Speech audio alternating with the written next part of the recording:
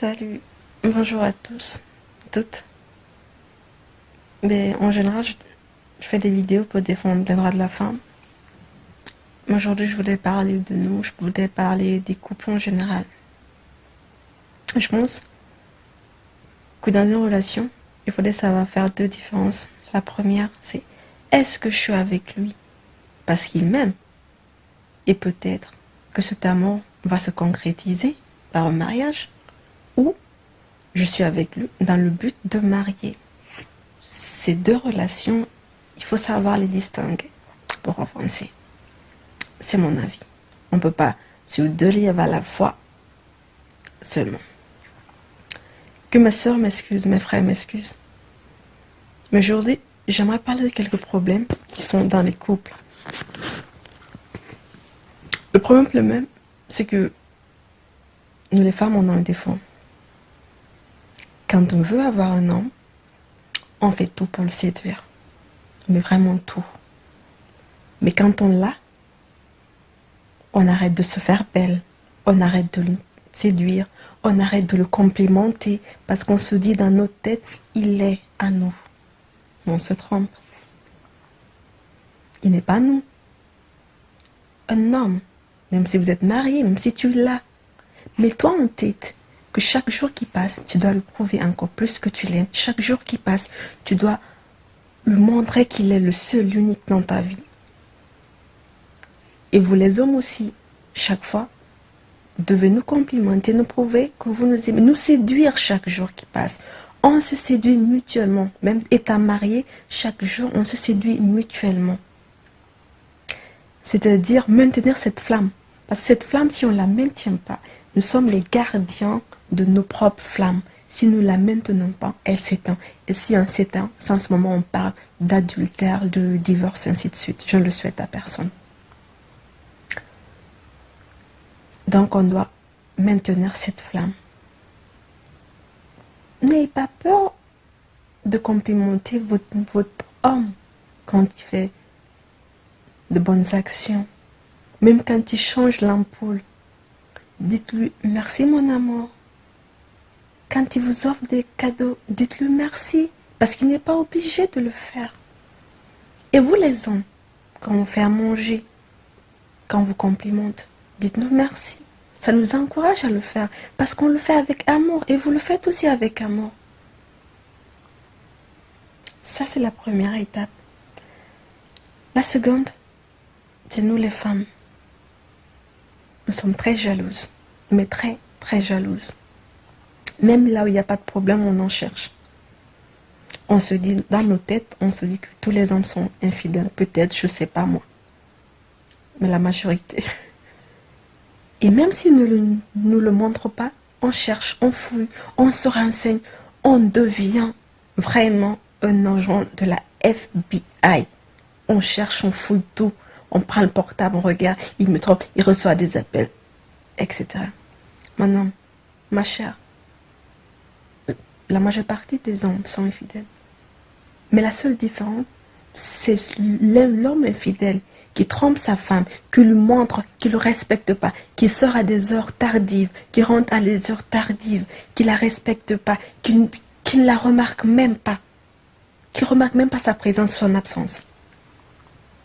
Il y a aussi un autre homme infidèle, mais qui ne le montre pas à sa femme, qui aime sa femme, qui la chérit, qui le comble de joie. Il y a ces deux hommes. Ma chère, si tu tombes sur le second, tu es chanceuse. Mais si tu tombes sur le premier, barre-toi. Mais si tu as ce premier, ce second, mais non, tu te dis dans la tête, non, il est trop parfait. Parce que le mari de Mariam trompe Mariam, le mien me trompe forcément. Tu prends son portable, tu regardes ses mails, tu regardes Facebook. Tu vois, tu l'as. Tu trompes ton message. Et après, tu t'énerves. Tu viens. Tu le dis, tu ne me respectes pas. Tu sors avec tel. Il ne te respecte pas. Tu oses lui dire qu'il ne te respecte pas. Il ne te l'a pas montré même un jour. Mais c'est toi qui cherches, trouve. Même si tes yeux se cassent dans ce portable. Ma chère, je suis désolée, mais c'est toi qui l'as cherché. Arrêtons de fouiller. Prends juste ce qu'il te montre. Arrête de fouiller. Personne n'est parfait, même toi. Ou souvent, On est là, on se dit, ah chérie, tu as eu beaucoup de copines dans ton passé, chérie, parle-moi de tes ex, chérie, avant je sais que tu n'étais pas sérieux. Mais pourquoi tu poses ces questions? C'est son passé. Son passé n'a rien à voir. Le problème, c'est le présent. Au moment où il t'a rencontré, là, au moment où tu as fait partie de sa vie, tu fais partie de sa vie, commence à se compter à cet instant.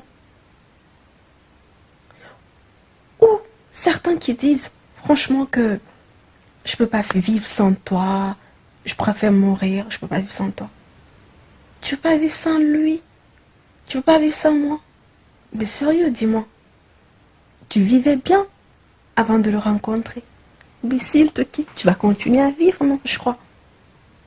À moins que tu te suicides, et après, un jour, 2 jours plus tard, il va pleurer peut-être, mais après, voilà, il va se remettre en couple, et toi, tu ne seras plus là. Et aussi, tu le quittes parce qu'il a regardé, il a relooké une fille. Tu dis qu'il est infidèle, tu le quittes.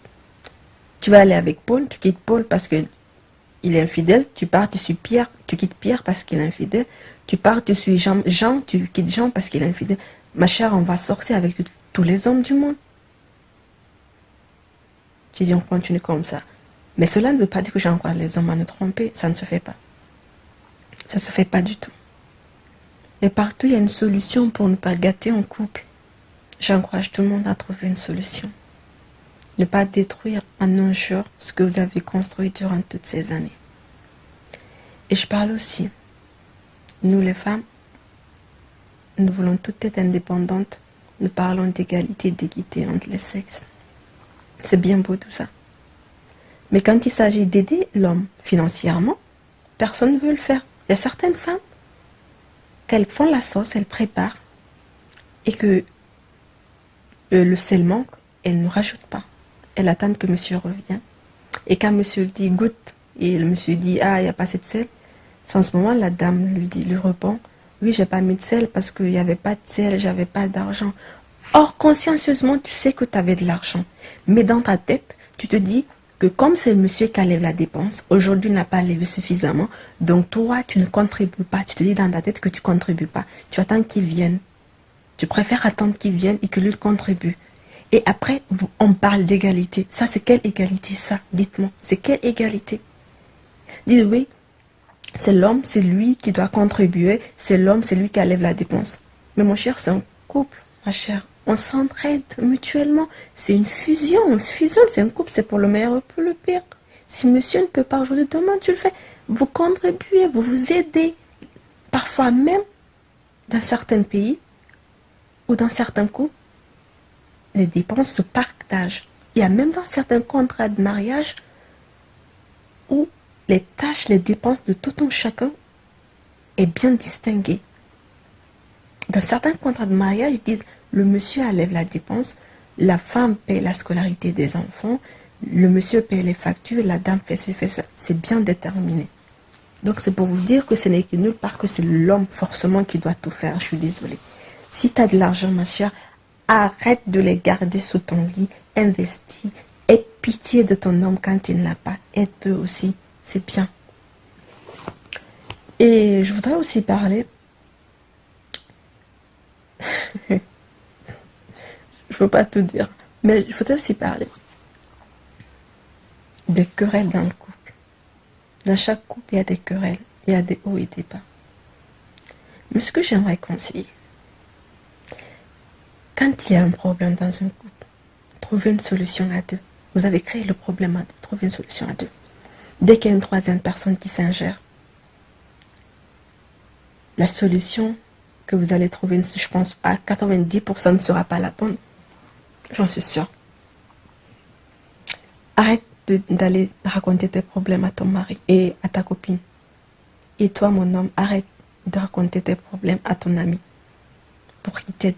Mais qu'est-ce qu'il a de plus que toi pour t'aider? C'est un juge, son arbitre pour qu'il t'aide. Je ne peux pas trouver tes propres problèmes, tes propres solutions.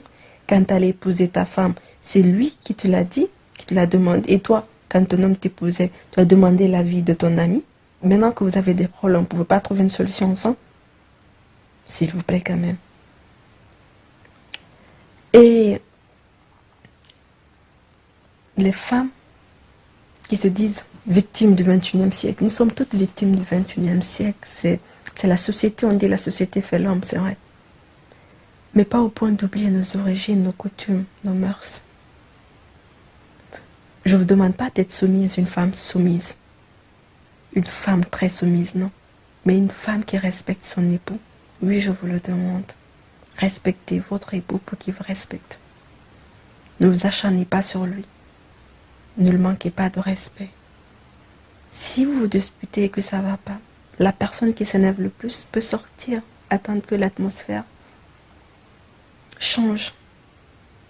Fais ce que tu veux, mais ne crie pas, n'insulte pas, ne vous battez pas. C'est ton mari, c'est le père de tes enfants. Si ça ne va pas entre vous, le divorce, il est là pour ça. Mais ne rendez pas la vie dure. C'est après, quand tu auras tes enfants, qui ne réussiront pas, tu vas te mettre dans tes prières à pleurer. Pourquoi mon enfant n'a pas réussi? Qu'est-ce qui n'a pas marché dans ma vie? Qu'est-ce qui n'a pas marché ta vie t'oublier? C'est parce que tu n'as pas respecté le père de tes enfants.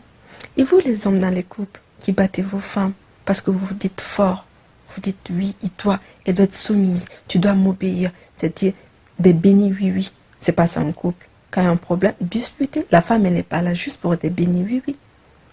Donc si elle te fait un truc que tu n'aimes pas, disputer, mais ne la bats pas. C'est vrai, on dit que le paradis de la femme se trouve sous les pieds de son mari. Je suis d'accord. Mais il y a un passage aussi, ils disent que respectez vos femmes, aimez vos femmes comme le prophète Mohammed, paix et salut sur lui, sa femme. Et si vous les hommes, vous devez nous aimer comme le prophète l'a fait, vous devez non seulement nous respecter, nous aimer, parce que le prophète, lui, a respecté et aimé sa femme. C'est dans ce sens, moi je vois cette définition, cette traduction. Et si ça ne va pas, c'est simple, divorcez. Ne vous gâchez pas la vie mutuellement. Pas du tout. Si tu l'aimes plus, pense au jour au moins où tu l'as aimé. Et je ne vous encourage pas à divorcer juste pour des banalités, des scènes de jalousie. Ne détruisez pas en un jour ce que vous avez construit durant des années. Il y a certaines choses qui sont impardonnables, qui demandent le divorce. Il y a certaines choses aussi qui ne demandent pas nécessairement le divorce, mais un dialogue. Et dans un couple, quand il n'y a pas une compréhension, il n'y a pas une communication, il n'y a pas un dialogue, je suis sûre que ce royaume va s'effondrer, mais en 1000 morceaux. Voilà ce que j'ai à dire aujourd'hui. J'espère que mes conseils, mes remarques vont vous servir, vont nous servir à toutes. Et ce que je voulais dire à mes sœurs, arrêtez de miser sur les hommes riches, des hommes fortunés. Vous avez un cerveau, on a un cerveau comme eux. Donc on peut travailler et avoir tout ce qu'ils ont aussi. Donc arrêtez de miser sur eux. C'est quoi même le projet, s'il vous plaît, quand vous misez sur eux? Dites-moi. On est toutes d'accord, on veut l'égalité entre les hommes et les femmes. Mais agissons dans ce sens. Et ne prenez pas juste le côté positif, s'il vous plaît. J'espère que cette vidéo va vous servir, va nous servir à toutes. Et je suis désolée si j'ai offensé une personne dans cette vidéo. Merci.